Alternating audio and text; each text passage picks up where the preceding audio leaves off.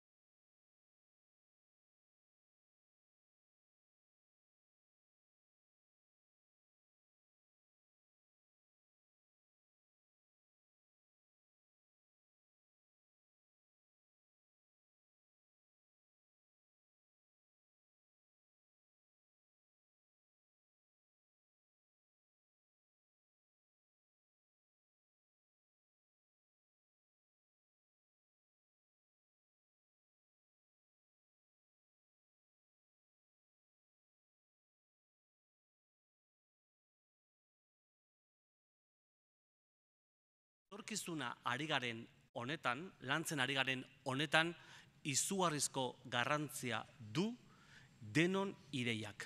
Emakumeen eta gizonen ideiak. Gazteen eta gaztetxoen ideiak.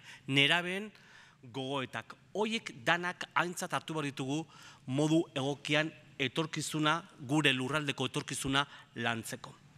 Decía, por tanto, que brevemente en esta introducción dos conceptos que sí me gustaría dejar claro. Uno, este encuentro, esta jornada de trabajo donde se resalta la participación de nuestros mayores en el territorio de Guipúzcoa, es una cuestión vital, de vital importancia para la Diputación Foral de Guipúzcoa. No solamente vamos a conocer, desde el punto de vista de la gestión, las buenas prácticas que se están dando en la Administración junto con las diferentes asociaciones que existen en nuestro territorio o que también existen fuera de Guipúzcoa.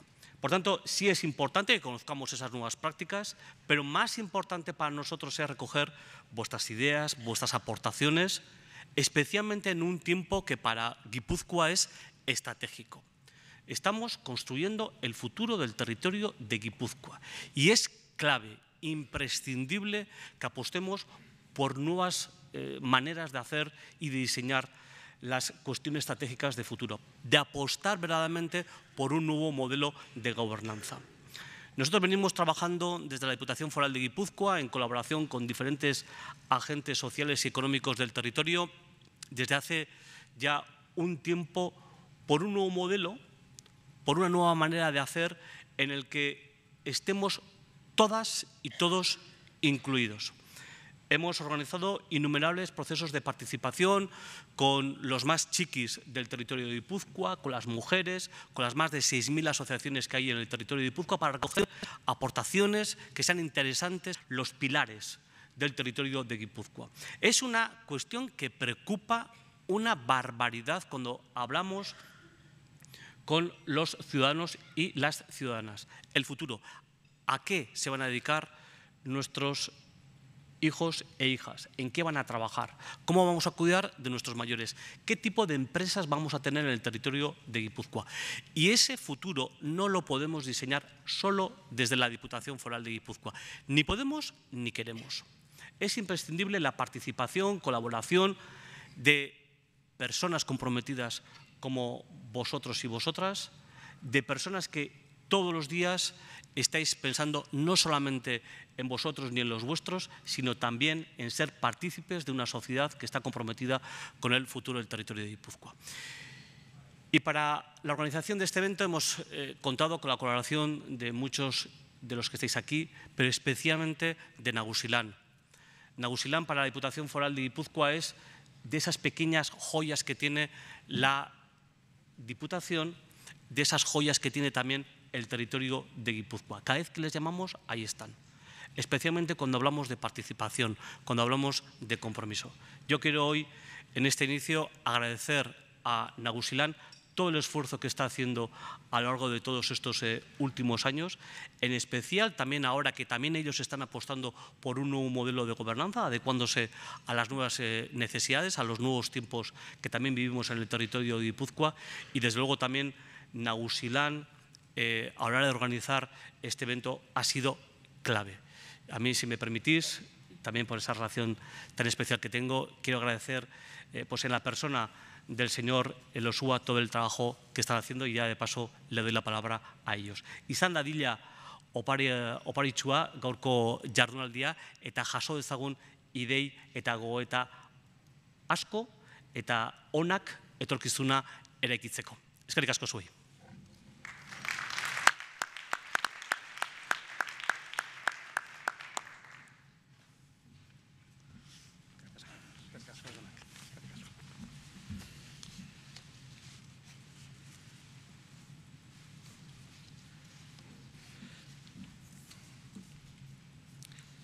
Imanol Lasa, gobernantzako diputatua, eta jardu aldin honeta, etorri zeraten guztioi egun hon.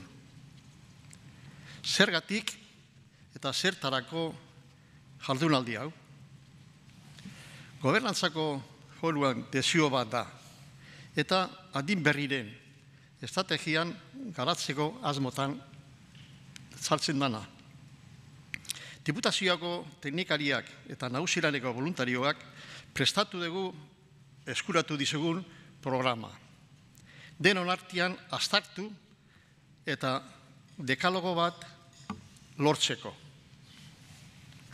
¿Por qué y para qué esta jornada, con el nombre de Biziaro, participación de los mayores y su contorno? La iniciativa parte del Departamento de Gobernanza y Comunicación, siendo el titular del mismo el diputado Imanol Lasa. Dentro de la estrategia de Inberri y el reto de la gobernanza se pretende conocer, con la participación y aportación directa de las personas mayores de las diferentes asociaciones, o sea, vosotros y vosotras, las preocupaciones del momento y del futuro cercano de las personas mayores.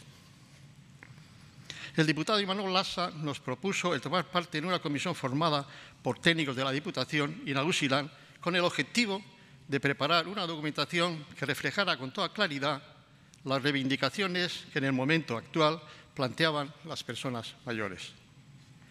Nuestra respuesta fue positiva, previo agradecimiento de haber contado con Nagusilán. Aceptamos convencidos que Nagusilán podría aportar propuestas relacionadas con los problemas que las personas mayores estamos padeciendo.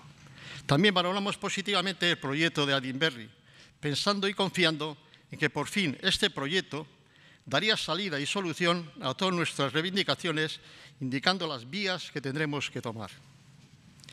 La Comisión ha cumplido su compromiso y lo que presentamos es el resultado a lo que hemos llegado. Seguro que no están reflejadas todas las reivindicaciones y preocupaciones de personas mayores, pero sí las que hemos considerado como muy importantes. Áreas: pensiones dignas, mayores y participación, asociación y envejecimiento activo y, como cuarto, gobernanza. El objetivo de esta jornada es enriquecer lo que hemos presentado con vuestras aportaciones, que no dudo que será así. Entre todos tenemos que llegar a consensuar un decálogo. Dicho decálogo tiene que ser nuestro documento que refleje todas nuestras reivindicaciones, cuyo contenido tendremos que defender a capa y espada. La tarea no es sencilla, pero estoy seguro que la jornada será muy positiva. Gracias por vuestra colaboración. Eskerrik asko.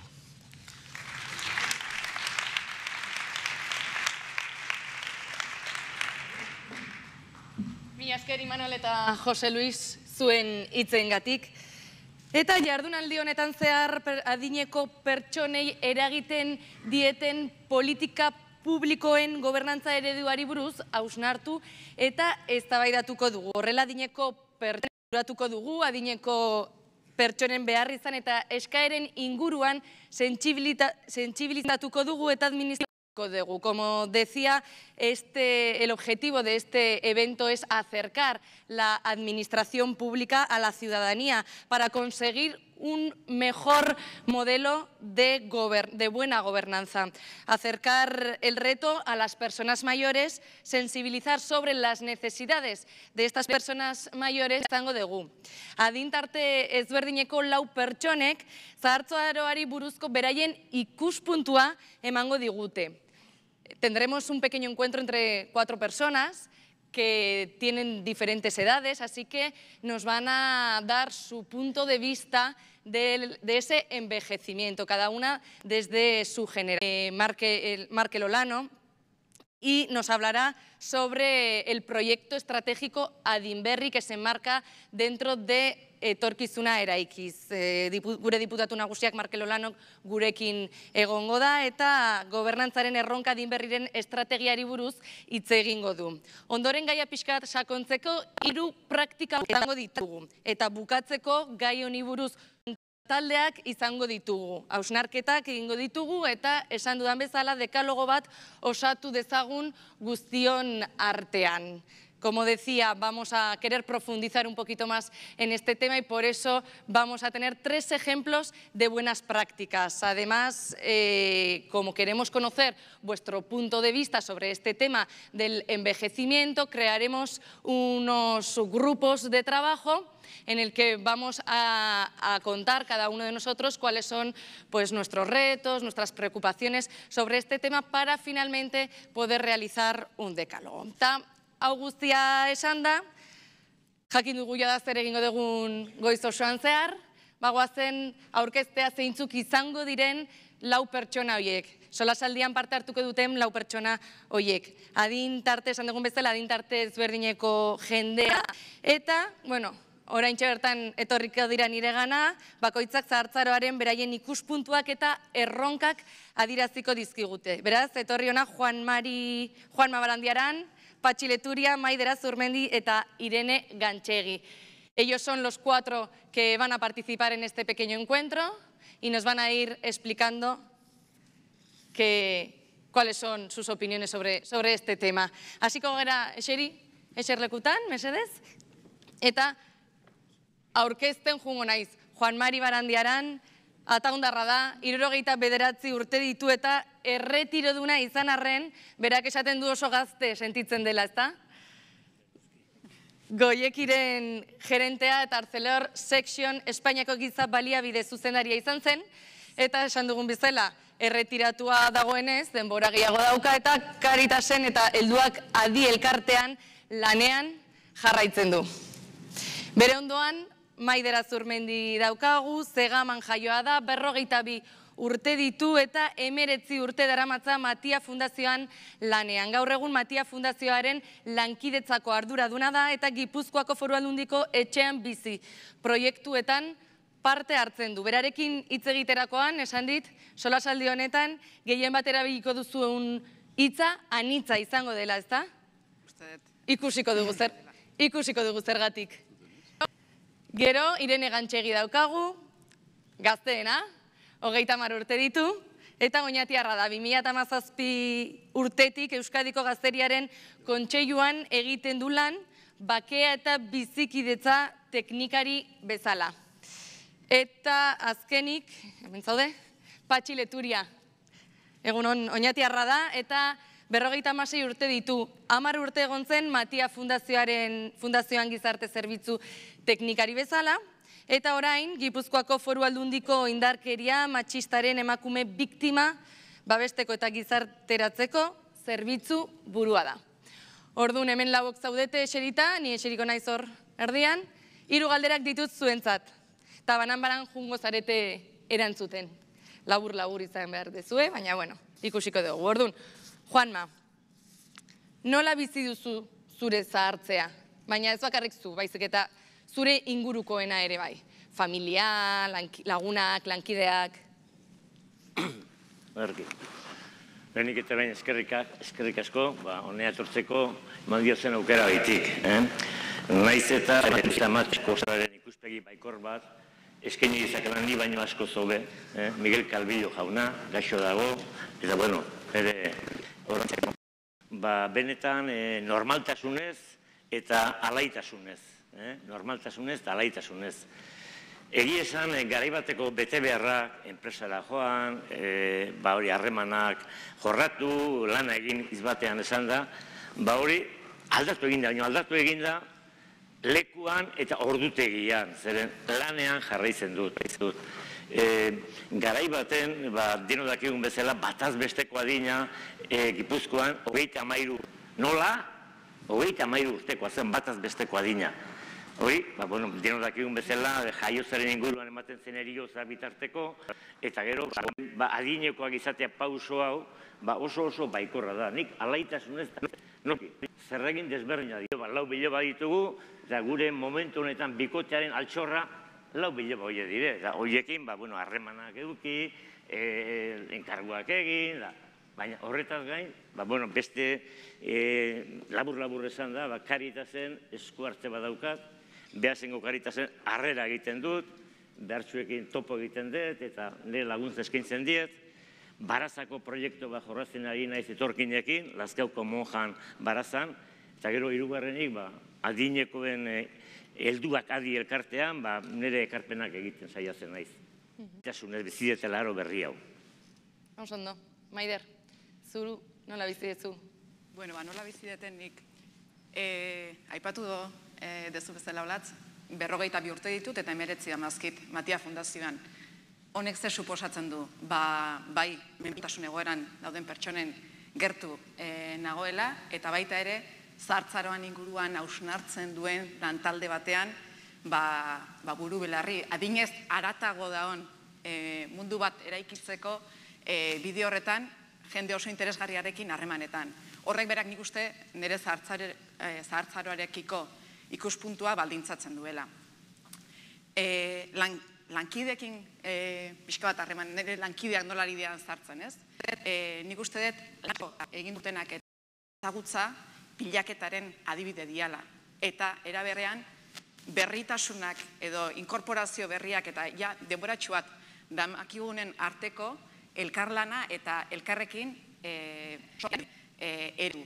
Orduan, atxe hor bezala. Neurari galdera hau bota diot, eta bai ikusten detena kezka bezala. Bitarteko momentu batean nago, ez? Alde batetik nire guraso eta adin horretako jendeetatik jasotzen, eta beharrak baita ere laguntzeko edo babesa emateko beharra ikusten. Eta galdera kezka eta galdera asko sumatzen ditu nire inguruan. Gai izango tegea, geroz eta sare motzagoa gea, gure ingurukoen beharrei erantzuteko gai izango tegea, pixka bat galdera hauetan oinarrituta. Eta baita ere, neure zahartzaroari begira, apostu bezala, bizi ohitura osasuntsuak izaten, nire semeek beraien aitona monekin eta harreman sendo eta autentikoak izan ditzaten horretan alegintzen, nire etorkizuneko jarraitzeko autonomia izaten jarraitzeko aipatzen bide horretan. Eta hausnarketa txiki bat egin dut aniztasunan inguruan familian.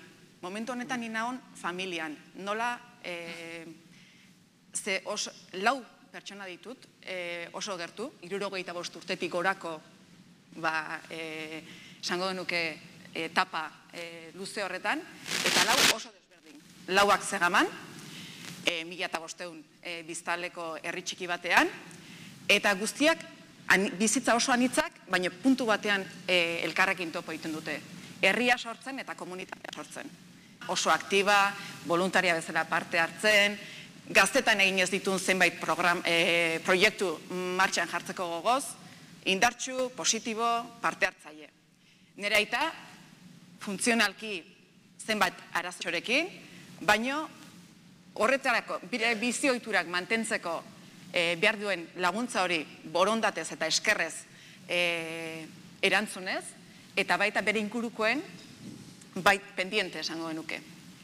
Nire amagina arreba, jadinez aratago, bere senarraren zaintzan buru belarri sartuta. Eta bere osasuna eta bere buruarekiko zaintza nola moldatu, zenbait erabaki hartzen, erabaki zaila hartzen, baina oso adoretsu eta baita ere oso maitasunean oinarrituta eta ekarpenean oinarrituta.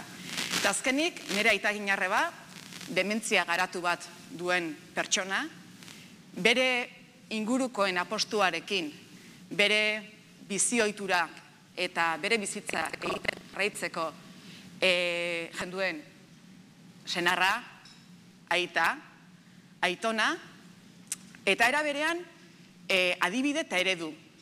Zebera bai da, adibidez nire sementzat mailan egoki egoteko bete behar dian baldintzen eredu, ordenaren eredu, bera bai da Zegamako bilbainoa, bera bai da nire seme eta bere bilobek gazteleraz egoki hizketa egiteko eredu eta adibide. Esan nahi detena da, dementzia garatu bat izanagatik duintasun eta eredu izaten jarraitzen duela. Eta pixka bat, hausnarketa hau bai nahi nuen onera ekarri. Osondo, mai. Bueno, gaztenarekin hitz egingo dut orain, Irene, zuretzat nola ikusten duzu zure zahartzea eta zahartze prozesu hori eta ingurukoena? Bai, lehen da bizi egunon guztioi eta mi esker gonbidapenagatik. Ni Euskadiko Gazteriaren Kontseiluko langile bezala, egunerokoan jende gazteekin egiten dut lan eta jende gaztearekin nago inguratuta. Eta guretako gaztea, 18 eta 30 urte bitarteko jendea izango litzak, ezta? Baina nik uste eta adinaren kontua eta gazte izatearen kontua ere kulturaren arabera eta ohituren arabera ere aldatzen doan zerbait dela. Gu adibidez aurrek urtean izan genuen aukera Saharako errefuxiatuen kanpamendutara formakuntza bat ematera joateko, eta bertan gazteak adibidez 45 urte arte luzatzen dira. Orduan, uste dut adinaren kontua, gazte, heldu, zahar izatearen kontua ere, azkenean konstruktoa dela, eta nik esango nuke etengabeko mugimenduan dagoen zerbait dela, ezta? Eta guretzako gazte bezala, egia da batzutan zaila dela zahartze prozesu hori imaginatzea, ezta? Egunerokoan ez dezulako agian hortan hainbeste pentsatzen, eta esango nuke batzuetan gazteoi falta zaigula zahartze prozesura imaginatzen hasteko tresnak. Eta baliteke horrelako espazioen bidez eta esperientzia pertsonal eta konkretuak elkarbanatuz irudikapen hortan aurrera egitea. Baina nik hori izango nuke, batzutan tresnak falta zaizkigula, guk egunerokoan gazte bezala agian ez dugulako zahartze prozesua zainbeste hausnartzen. Horrekin hasiko nintzake. Ondo. Eta Patxizu, zer? Bueno, nire adinakin gertatzen dena da, familiko nagusia galtzen goazela, nik aurten galdu dut amat, nagusien artean azkena, dana oso ondo joan da, eta prozeso horretan ikasi egiten dugu norberan prozesoak ere hausnartzen eta aurre ikusten nolabait. Eta bestetik, seme-alabak gazte eta helduak bihurtzen dira, eta orduan harremanak ere aldatu egiten dira, eta horrek ere behartzen zaitu zure pentsamoldeak eta zure nortasuna agian ez, baina zure jokaerak eta zure harremanak bestera batera kudeatzen, edo kudeatzera. Nik uste nire adinean hori izango litzatekela gehien definitzen duna aldaketa, ez? Bestetik, gero eta jende gehiago ikusten duzu erretiroari begira, bizigaren gizarte akomodatu honetan daukagun eskubide oso bat, baina beste aldetik oso arriskutsua, nire ustez.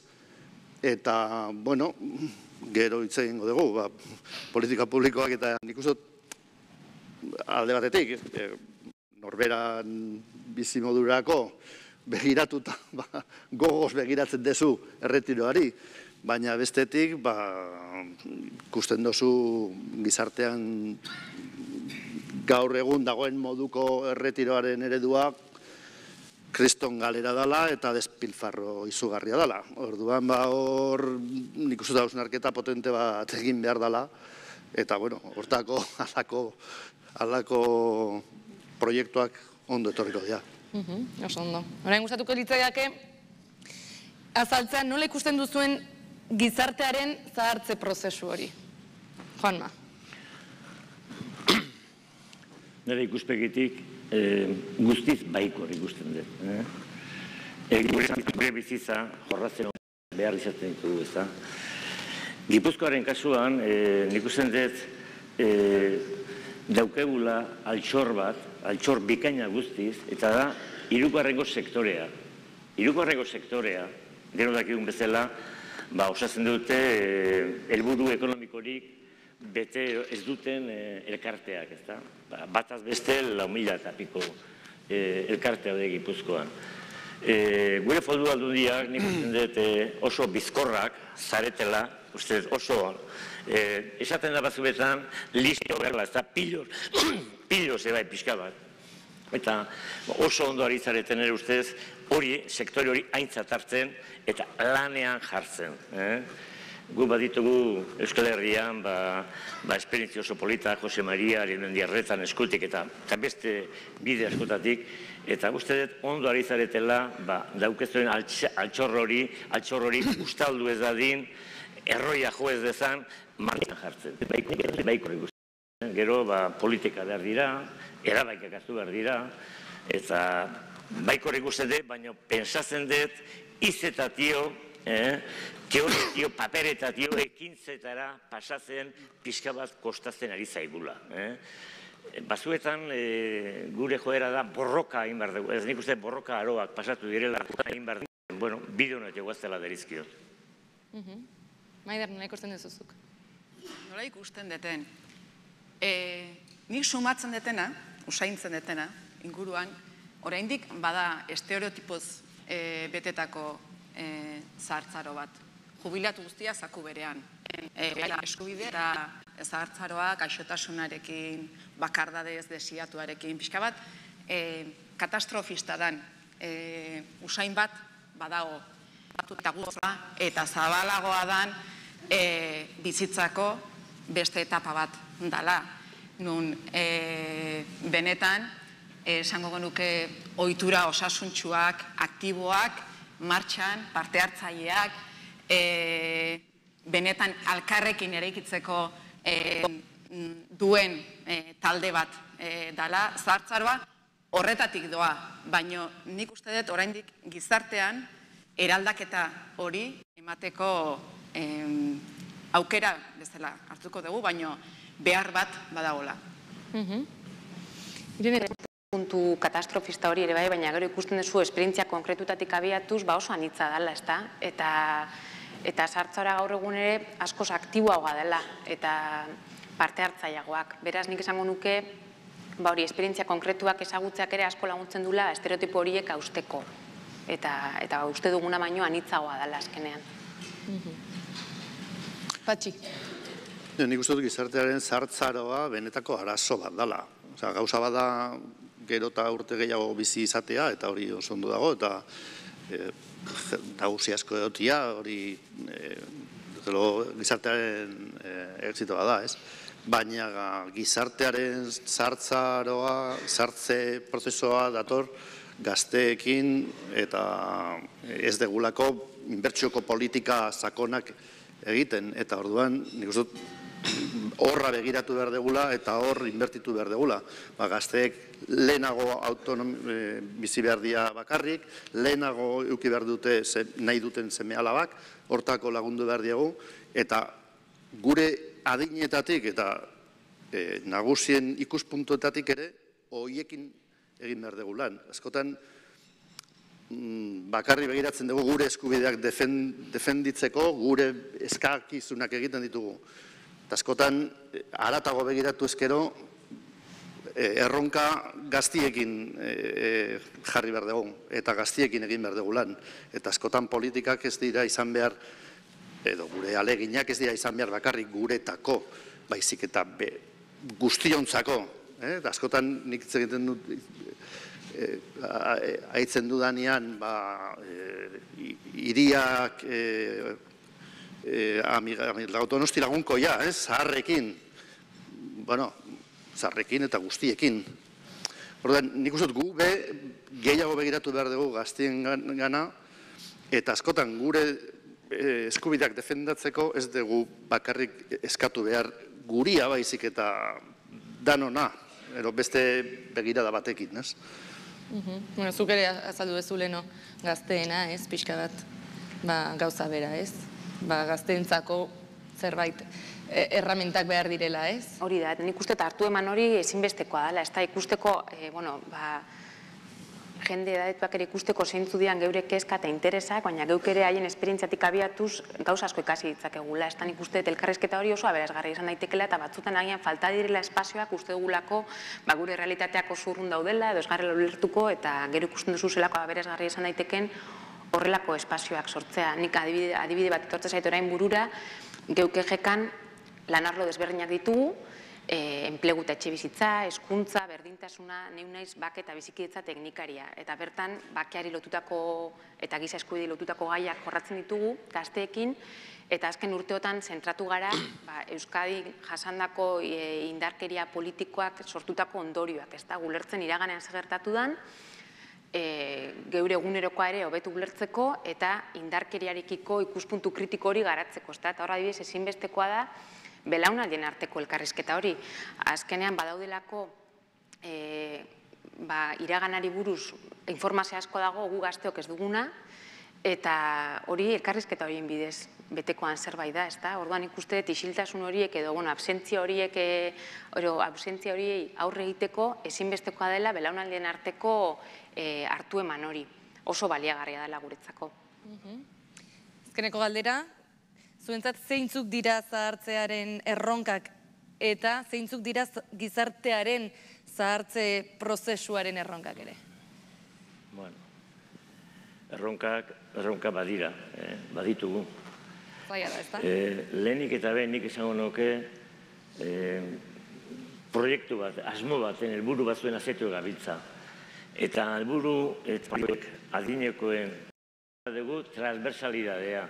Hau da, gazteekin elkarlana, generazio berriekin esku hartzea. Proiektu hau ez da izan behar adinekoena, izan behar da gizartearena. Bereizekin ezako zuekin elkarlana, zu bezalako neska guapakin izan nahi no. Baina, bueno, bigarren adinekoek 3 multzotan kokatzen gara. Jubilatzen gara, adinekoak izatea etortzen gara, eta eta kirolaren inguruan. Gehiengo bat, adinekoen gehiengo zabal bat, hori, kirola eta aisialdearen inguruan kokatzen da, hor, ondo dago, zilegi da noski, bere bizautian lana egin dut. Nik esango nuke, kultura eta jakinduria eta lan zen, pixka bat hor zentratzen, ikasi, bidaiatu eta da. Eta persona batzuk, ez dira asko, baina badira, gizarte hobeagozteko saiakera egiten ahalegintzen diren. Hori aldatzen saiatu beharko gineke. Noski, askatasuna hor dago, baina ala nola, nik esango nuke formazioa jorratuz, formakuntza. Adin berri hau, adinekoak izatea, benetan osasuntsu eta baikor jorratu alizateko, ezinbestekoa da formakuntza. Eta badaude esperientziak, ala nola, Goierrin bertan, adinekoa izatea baino lehenago, enpresakin izatea, aro berri batean, baikor murgiltzeko. Hori nezako ezinbestekoa da. Eta gero, bai eta ere, noski, areta gehiago, jubilatu eta gero, formazio jarraitua. Egi esan, Eusko Jaurlaritza hori dena aurre ikusta dauka. Beren proiektu orokorretan, eta bereziki, 2008 zuen, eraginkorrak izatea, hori bultzatzea, hori eskatzea, nik borrokaitza dituta eduki behar degula, baina hor esku hartze gehiago ikusten denik. Hori danezako bigarrengo erronka eta hirugarren, hori, gobernantza kriterio politoien inguruan behar dugu, gure politika gintza. Gure etorkizuna guk erabaki behar dugu. Noski, hori apaltasunez, jakinduriz, baina guk erabaki behar dugu. Hor, urratsak ematen ari gira, baina pixka bat motel esango negenik. Ez ari gustatzen kritika, egia esan bai, niko poliki guaz. Gure diputatu gorenak, uste otxaldean zela esaten zuen, desberdintasuna, denok desberdinak gara, diferentea gara, hala da, baina gero erantzuna ez dela desigualdad, Markel erabiltzen duen, ez da? Desigualdad nola injustiziarekin lotutako zari bat da. Hori, hor jator jokatu behar dugu eta desberdintasuna onartu, baino erantzun baikorragoak eman. Uste hor, elkarlan egiteko topo izango dugula. Zondo, Maider. Juanma, ez nahiz errepikatuko, ze erronka horiek baita ere aipatu nahi nituen, erasteagatik. Benetan, erronka nagusia adinez haratago dagoen gizartea eratzean, alkarrekin eratzean dago, noski, adintalde desberdinen artean. Eta nik zuk aipatutako hiru horiei, zaintzen gizartea nola elkarrekin sortu. Hori aipatuko nuke laugarren erronka nagusi bat bezala. Horretarako norbere zaintza, gure familien zaintza, baita zaintza formalean dauden profesionalen zaintza eta arlo publiko, pribatu, elkarlanetik ateako dan gizarte zaintza oinarri izango duen gizarte hori, ez? Pixka bat. Eta horretarako oso garrantzizko aipatzen zen duten erronka bezala, belaunaldi desberdinen arteko harremana sustatuko dituen espazioak eta aukerak izatea eta sortaraztea. Ni esker, Irene? Bai, ni pixkat errepikatuko naiz orain Maiderrek aipatu duen azken ideia hortan, ez da, baina egia duk ere Euskadiko Gazteriaren Kontseilutik egiten dugun eskaera edo bai, proposamena dela hori, espazio parte hartzaileak sortzea, azken finean gai guztiekin gainera ez bakarrikan bakea eta giza eskubidei lotutakoekin, enplegua, etxe bizitza, hezkuntza, berdintasuna, parte hartzea, azken finean edadetua izate horrek esperientzia ematen dulako eta esperientzia hori paregabea dalako eta nik uste dudalako elkarrekin asko ikasi dezakeguna, ez da? Ikasi dezakegula. Oso garrantzitsua dela baita guretako geure ahotsa entzuna izatea, baina geuk ere asko ikasi dezakegulako. Orduan askotan espazio horizontal hauetatik asko atera daitekelako. Geuk hortan sinesten dugu. Eta bukatzeko, Patxi? Nik uste dut alde batetik ezagutza inguruan eta eskarmentuan inguruan lan asko daula egiteko, bai nagusien prestakuntza inguruan, baina baita ere profesionalen inguruan. Hemen ez daude, Euskadin ez daude geriatrak adibidez, eta niretako hori, ez dakit, nik ezin joatu ulertu hori, edo gerontologiako programak, ez badegu prestatzen adituak edo langileak edo espezialistak halako gaietan, zaila izango da, gero politikak beste bide batera eramatea. Politika publiko berritzaileak egiteko prestakuntza beharrezkoa da, eta gaur egun nik hor defizit izugarri bat ikusten dut. Badakit adinberri estrategian inguruan aurre ikusita dauela, baina askotan iruditzen gabiltzala erantzun reaktiboak emuten eta atzekaldetik. Gaur egun ondiok ari gara hitz egiten, oin dela 20 urte, Maider eta Bixor artean edo Juan Makin batera ero, hitz egiten ari ginen gaietaz. Eta gaur egun beste gauza batzui buruz hitz egin behar dugu. Zeintzuk diren, hori aztertu beharko genuke, zuekin, adituen artean, kanpoan begiratu beharko genuke zer egiten ari dan, baina galderak ez dira oin dela 30 urtekoak. Eta ondiok ari gara erantzuten oin dela 30 urteko galderak. Gero beste erronka niretako oso garrantzioa da, gizarte eta nagusiekin ere, gizarte arduratsu bat sortzea. Bizi gara edo ondiok ari gara sortzen eskubideei begira gauden gizarte bat, eta bakarrik eskubideekin ez goia sinora. Orduan, beharrezkoa da ikustia ze eskubide, oso ondo dago, dudarik ez, baina ze ardurak ere, eta nola konprometitu gaitezken, bakoitza bere mailan. Ondo gaudenak, guk dazkagun baliabidekin edo aukerakin, baina oso nagusiak direnekin, gauza bera, edo gaixorik daudenekin, gauza bera. Ze askotan, beraiek ere, beraien dignidadea daukate, duintasuna, beraien ardura daukate, beraiek balore handia ari dira sortzen gizarte honetan, zainketa ekonomian adibidez, eta hori dana balorean jarri behar dugu. Eta askotan ez zaigu gustatzen gehiegi horta begiratzea. Ez bazaigu zuzenian tokatzen, nahiago dugu alde batera ustea eta bakarrik guriari buruz hitz egitea. Nik uste dut, hor galderak aldatzen ari diala, galdera horiek ondo definitu behar dugu, erantzunak egokiak izan daitezen. Mi esker. Bueno, jarraitu genezake, baina denborarik ez daukagu, beraz mi esker zuen azalpenengatik, oso interesgarria izan da. Mi esker. Oso ondo.